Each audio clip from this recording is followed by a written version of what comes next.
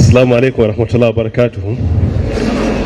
I think this is a very important question, but before I comment on it, if you go through the Quran, you will see in so many places Allah subhanahu wa ta'ala has integrated the position of some people that are black in color, like Luqman, according to the most popular opinion of Ibn Abbas, may Allah be pleased with him, that Allah subhanahu wa ta'ala mentioned his name specifically in the Quran, Surah Luqman, starting from verse 12. وَلَقَدْ آتَيْنَا لُقْمَانَ الْحِكْمَةَ أَنِ اشْكُرْ لِلَّهِ. It's black in color.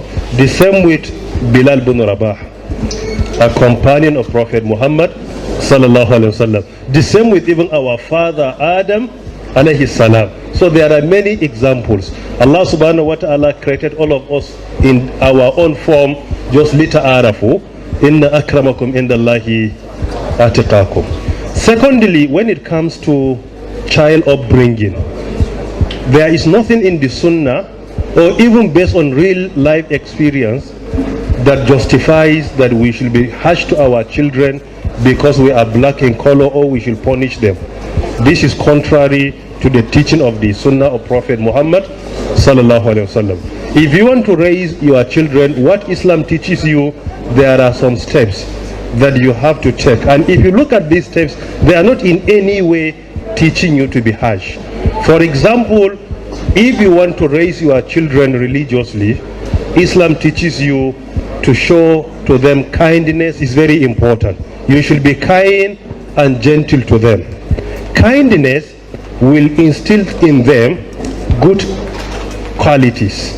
A hadith which has been reported by Imam At-Tirmidhi and authenticated by Sheikh Muhammad Nasir in his Sahih al-Jami al-Saghir, hadith number 303.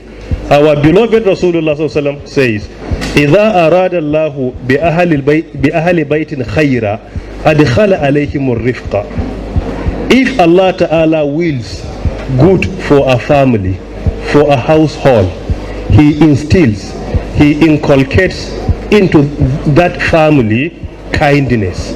So Islam teaches kindness. We should be kind to even our children.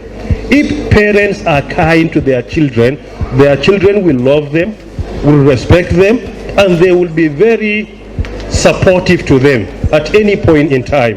But if you are harsh to your family in any way, then definitely that will even affect your relationship with your children. So in Islam, we are urged to be kind to our children, not in any way to be harsh to them.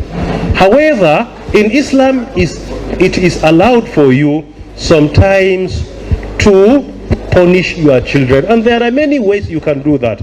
For example, as part of your own upbringing, when they fail to comply with your directives or the teachings of Islam, you are allowed to take some steps in order to make sure that they at least realize their mistake and amend it immediately.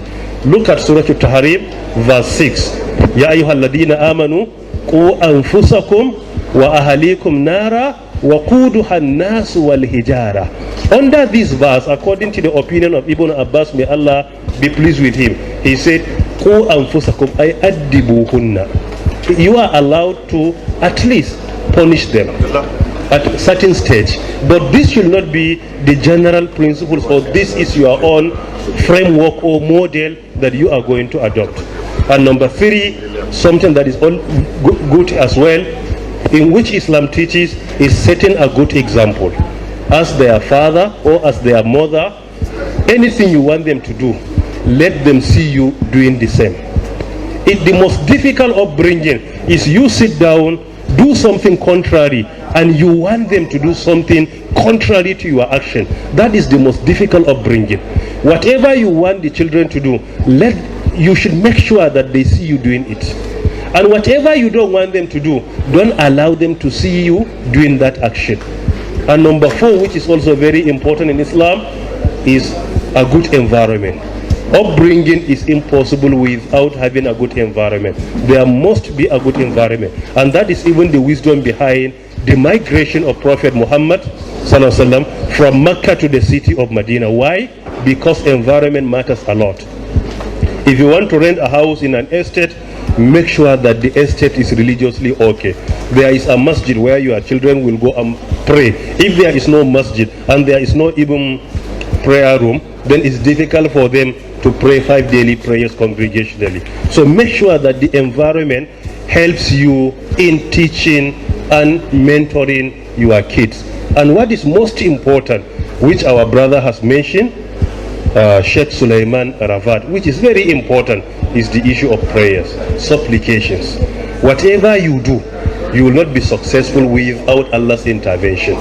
So put your trust in Allah, do your best and pray to Allah.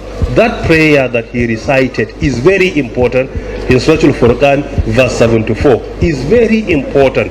رَبَّنَا هَبْ لَنَا مِنْ أَزْوَاجِنَا وَذُرِّيَّاتِنَا قُرَّةَ أَعْيُنٍ وَجَعَلْنَا لِلْمُتَّقِينَ إِمَامًا. We have to recite this prayer throughout our life, before marriage, when we are married, and this prayer should continue. Praying to Allah subhanahu wa ta'ala to intervene and make your family a righteous one. So based on your question, there is no any justification in the Quran or Sunnah that being black, you are urged to be harsh to your children. I don't know anything like this. We know we have many institutions. Some are for finance, some for education, some for agriculture. The best institution you will ever join in your life is for marriage. Marriage is an institution, and if you are successful in that institution, you will be successful in both worlds, here and hereafter. And if you are not successful in that institution, then it's difficult for you to be so successful in this world.